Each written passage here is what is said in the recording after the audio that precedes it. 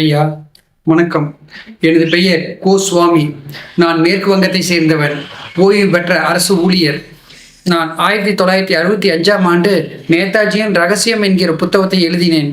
அதை அப்போதைய ஜனாதிபதி டாக்டர் ராதாகிருஷ்ணன் அவர்களிடம் கொடுக்க சென்ற போது அவர் சொன்ன சில உண்மை விஷயங்களை இங்கு நான் பதிவிடுகிறேன். வணக்கம் ஐயா, நான் கோ சுவாமி. நான் நேதாஜியின் ரகசியம் என்கிற புத்தகத்தை எழுதியுள்ளேன். அதை தங்களிடம் கொடுத்து போகவே இங்கு வந்தேன். இந்த புத்தகத்தில் தாங்கள் நேதாஜியின் மரணம் பற்றி எப்படி எழுதியுள்ளீர்கள்? நேதாஜியின் மரணம் பற்றி அனைவருக்கும் சந்தேகம் உள்ளது போலவே எனக்கும் சந்தேகம் உள்ளது. இருந்தாலும் நேரு அமைத்த ஷானாவா கமிஷனில் நேதாஜி 1945 ஆகஸ்ட் 18 விமான விபத்தில் தான் இறந்தார் என்று அறிக்கை தாக்கல் செய்துள்ளார்கள். எனவே இந்த புத்தகத்தில் நானும் அவ்வாறே எழுதியுள்ளேன். நான் சொல்வது தங்களுக்கு அதிர்ச்சியாக இருக்கலாம். நம் நாடு சுதந்திரம் அடைந்த பிறகு 1948 ஒரு கான்ஃபரன்ஸுக்காக நான் ரஷ்யா சென்றிருந்தேன். அந்த நாட்டு காவலர் ஒருவர், உங்கள் நாட்டு போர் வீரர் நேதாஜி எங்கள் நாட்டு சிறையில் உள்ளார் என்றார். நான் பதறி போய் அனைத்து நிகழ்ச்சிகளையும் ரத்து செய்துவிட்டு நேதாஜியை பார்க்க மாஸ்கோ சிறைக்கு சென்றேன்.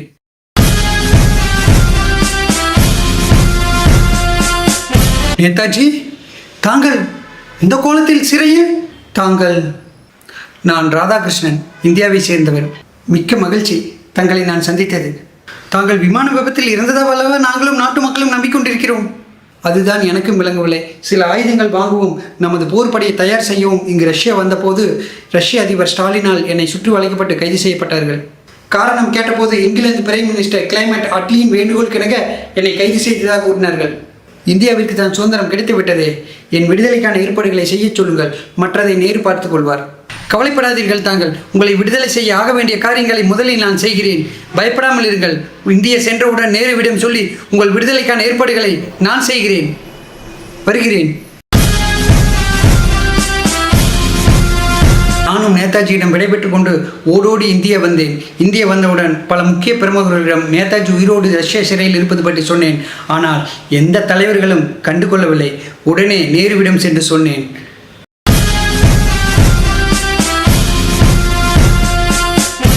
தாங்கள் பதட்டப்படாதீர்கள். நேதாஜி ரஷ்ய சிறையில் இருப்பது எனக்கு முன்பே தெரியும். முன்பே தெரியுமா? அவரை ரஷ்ய சிறையில் அடைக்க செய்ததே நான் தான். நமது இந்தியாவிற்கு சுதந்திரம் கொடுப்பதற்கு முன்பு ஆங்கிலேயரிடம் ஒரு ஒப்பந்தம் போட்டோம். என்னவென்று? இந்தியாவிற்கு சுதந்திரம் கொடுக்க வேண்டும் என்றால் எங்களுக்கு பல வகையில் இழப்பை ஏற்படுத்திய நேதாஜியை எங்களிடம் நீங்கள் ஒப்படைக்க வேண்டும் என்று ஆங்கிலேயர்கள் கண்டிஷன் போட்டார்கள். மேலும் இந்த ஒப்பந்தத்தில் நீங்கள் கையெழுத்து போட்டால்தான் இந்தியாவிற்கே நாங்கள் சுதந்திரம் கொடுப்போம் என்று அவர்கள் உறுதியாக சொல்லிவிட்டார்கள். அந்த ஒப்பந்தத்தை நாங்கள் ஏற்றுக்கொண்ட பிறகு நான், காந்தி, ஜின்னா, மௌலாயா ஆகிய 4 பேரும் கையெழுத்து போட்டு கொடுத்த பிறகே நமது இந்தியாவிற்கு சுதந்திரம் கொடுத்தார்கள். அந்த ஒப்பந்தத்தின் படிதான் ரஷ்யாவில் தங்கிய இந்த நேதாஜியை நான் கடிதம் மூலம் தெரிவித்தேன். அவர் ரஷ்ய அதிபர் ஸ்டாலினிடம் சொல்லி சிறையில் அடைக்கப்பட்டார். இதில் எதற்கு இந்த விமான விபத்து நாடகம்? அது நமது மக்களை நம்ப வைப்பதற்காக. நேதாஜி சிறையில் உயிரோடு இருப்பது மக்களுக்கு தெரிந்தால் பொங்கி எழுந்து விடுவார்கள். நாம் இந்திய திருநாட்டில் ஆட்சி அமைப்பது கடினமாகிவிடும் என்பதற்காகவே. அப்படி என்றால் நம் நாட்டுக்கு சுதந்திரம் அகிம்சையால் கிடைக்கவில்லையா? நேதாஜியின் படை பலத்தால் மட்டுமே கிடைத்ததா? உண்மையை சொல்ல போனால் அதுதான் உண்மை. இது நாம் நேதாஜிக்கு செய்யும் உச்சபட்ச துரோகம் அல்லவா? மக்களால் கொண்டாடப்பட வேண்டியவர் அல்லவா அவர். அவரை போய் காட்டி கொடுத்து சிறையில் அடைத்து சித்திரவதை செய்ய வைத்து விட்டீர்களே. அவர் உங்கள் மீது எவ்வளவு நம்பிக்கை வைத்துள்ளார் தெரியுமா? ரஷ்யா மாஸ்கோ சிறையில் நான் அவரை சந்தித்த போது இதை உடனே நேருவுக்கு தெரிவிங்கள், அவர் மிகவும் சந்தோஷப்படுவார், என் விடுதலைக்கான ஏற்பாட்டைத்தான் முதலில் அவர் செய்வார் என்று உங்கள் மீது நம்பிக்கையோடு சொன்னாரே அவர். அரசியல் பாவ புண்ணியத்தை பார்ப்பதை விட சாணக்கியத்தனத்தை பார்ப்பதுதான் எனது நோக்கம். இந்த உண்மை தெரிந்த உங்களுக்கு பல அரசு சலுகைகள் கொடுக்கிறேன். விரைவில் துணை ஜனாதிபதி பதவியும் கொடுக்கிறேன். அனுபவித்துக் கொள்ளுங்கள். இந்த உண்மையை நீங்கள் எங்காவது வெளியில் சொல்ல நேரிட்டால் உங்களுக்கு பின்விளைவுகள் பெரிதாக இருக்கும் என்பதை மறந்து விடாதீர்கள்.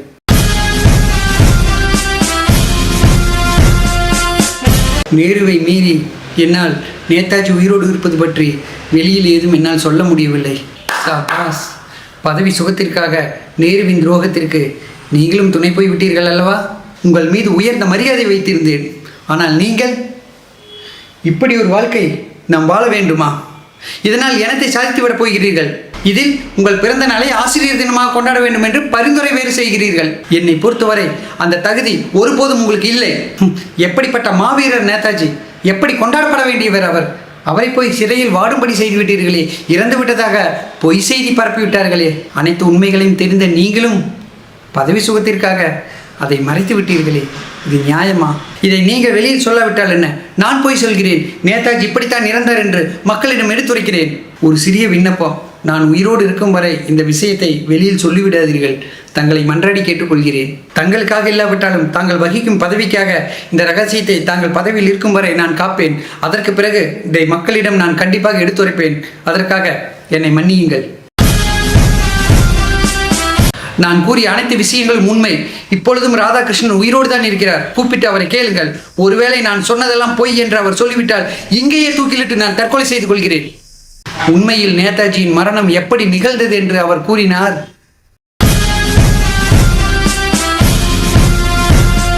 இந்திய போர் வீரர் நேதாஜி அவர்களே, தங்களை இன்று தூக்கிலிட எங்கள் ரஷ்ய அதிபர் ஸ்டாலின் உத்தரவிட்டுள்ளார்.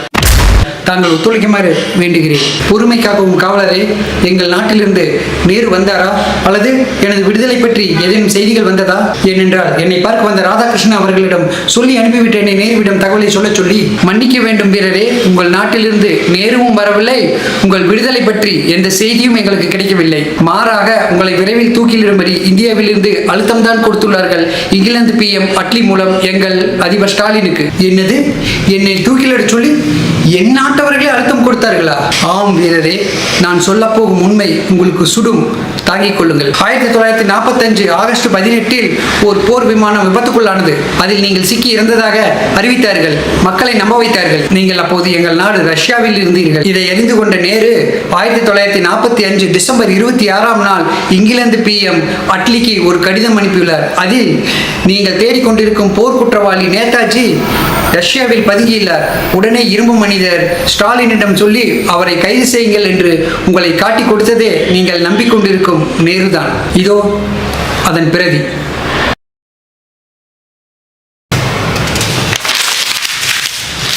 துரோகி. உங்களை பார்த்துவிட்டு சென்ற ராதாகிருஷ்ணன் அவர்களுக்கு பல சலுகைகளும் அரசு பதவியையும் கொடுத்து அவர் வாயை அடைத்து விட்டார் பண்டிதர். நீங்கள் உயிருடன் இருப்பது பற்றி நேருவின் தங்கை ஒருமுறை பார்லிமெண்டில் சொல்ல முற்பட்ட போது அதையும் தடுத்து விட்டார். உங்களின் உற்ற தோழர் பசுமன் முத்துராமலிங்க தேவர் மட்டும்தான் உங்களை உயிருடன் இந்தியாவிற்கு அழைத்து வர பாடுபட்டார். ஆனால் நேருவின் சதியால் அவர் பாடு வீணாகி போய்விட்டது. வீரரே, இன்னும் ஒரு அதிர்ச்சியான செய்தி சொல்கிறேன், கேளுங்கள். வெள்ளையர்கள் உங்கள் நாட்டிற்கு விடுதலை கொடுப்பதற்கு முன்னால் நேதாஜியை எப்பொழுது வந்தாலும் எங்களிடம் ஒப்படைக்க வேண்டும் என்று ஒரு ஒப்பந்தத்தில் கையெழுத்து வாங்கிவிட்டு தான் உங்கள் நாட்டிற்கு சுதந்திரம் கொடுத்தார்கள். அந்த ஒப்பந்தத்தில் கையெழுத்து போட்டது நேரு, காந்தி, ஜின்னா, மௌலாயா ஆகிய 4 பேரும் கையெழுத்து போட்டு கொடுத்துள்ளார்கள் உங்களை காட்டிக் கொடுப்பதற்காக. காந்தியுமா அதில் கையெழுத்திட்டார்? அவர் நல்ல மனிதராயிற்றே, ஏன் இப்படி செய்தார்? காந்திஜி தான் செய்த தவறை இறக்கும் தருவாயில் உணர்ந்து விட்டார். அதனால் தான் கோச்சோ சுட்டவுடன் சுட்டவனை விட்டுவிடுங்கள், அவரை எதுவும் செய்து விடாதீர்கள், நான் நேதாஜிக்கு செய்த துரோகத்திற்கு எனக்கு இந்த தண்டனை தேவைதான் என்று ஹே ராம் என்று சொல்லி உயிரை விட்டார். வெள்ளையர்கள் என்னிடம் வந்து உன் நாட்டிற்கு சுதந்திரம் தருகிறேன், உன் உயிரை கொடு என்று என்னிடம் நேராக கேட்டிருந்தால் மறுநொடியை எடுத்துக்கொள் என்று சொல்லியிருப்பேனே. எதற்காக இத்தனை நாடகம்? கோழையர்கள் முதுகில் குத்திவிட்டு சுதந்திரத்தை கொடுத்துவிட்டு ஓடினார்களா? நேரமாகிக் கொண்டிருக்கிறது வீரரே, தங்களை தூக்கிலிட எங்களுக்கு ஒத்துழைப்பு கொடுக்க வேண்டும். தாங்கள் எங்கள் நாட்டில் காட்டி கொடுப்பது ஒன்றும் புதிதல்ல வீரரே. வீரபாண்டிய கட்டபொம்மன், தீரன் சின்னமலை, மருது பாண்டியர் இவர்கள் எல்லாமே காட்டி கொடுத்தான் கொல்லப்பட்டார்கள் வெள்ளையர்களால். குறுக்கு வழியில் கொள்வதுதானே அவர்கள் பழக்கம். இதில் நான் மட்டும் என்ன விதிவிலக்கா? நேருக்கு நேர் போரிட்டு என்னால் இறக்க முடியவில்லையே என்பதுதான் என்னுடைய வேதனையே. தங்கள் கடமையை செய்யுங்கள்.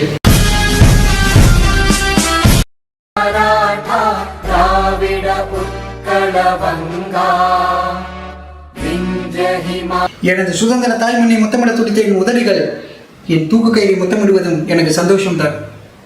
என் நாட்டு விடுதலைக்காக என் உயிர் போகிறது என்பது கூட எனது சந்தோஷம்தான். என்னை காட்டி கொடுத்துத்தான் எனக்கு உயிர் போகிறது என்பது எனக்கு வருத்தம் இல்லை. என் நாடு சுதந்திரம் அடைந்து விட்டது, அதை நான் பார்த்து விட்டேன். என்ன, எனது தாய் மண்ணில் என் உயிர் போகவில்லையே என்பதுதான் எனது கடைசி இயக்கம். சுதந்திரத்துக்காக போராடியவர்களெல்லாம் காட்டி கொடுத்து தூக்கிலிடுவது புதிதல்ல. தீரன் சின்னமலை, வீரபாண்டிய கட்டபொம்மன், மருது பாண்டியர்கள் எல்லாருமே காட்டி கொடுத்து தூக்கிலிடப்பட்டவர்களால் அந்த வரிசையில் இந்த நேதாஜியும் வருகிறேன் என்பது எனக்கு பெருமைதான். காலத்தை தாழ்த்தாதீர்கள், தூக்கிலிடுங்கள் என்னை. தாயின் கண்ணீரே வழி காட்டும் புது வெள்ளம், நாய்கள் வெளியேற வழி சொல்லும் அவள் உள்ளம். இங்கு பதிவு செய்யப்பட்ட காட்சிகள் யாவும் 1970ஆம் ஆண்டு இந்திரா காந்தியால் அமைக்கப்பட்ட கோஸ்லோ கமிஷனில் கோஸ்வாமி என்பவரால் பதிவு செய்யப்பட்ட பதிவுகள் ஆகும்.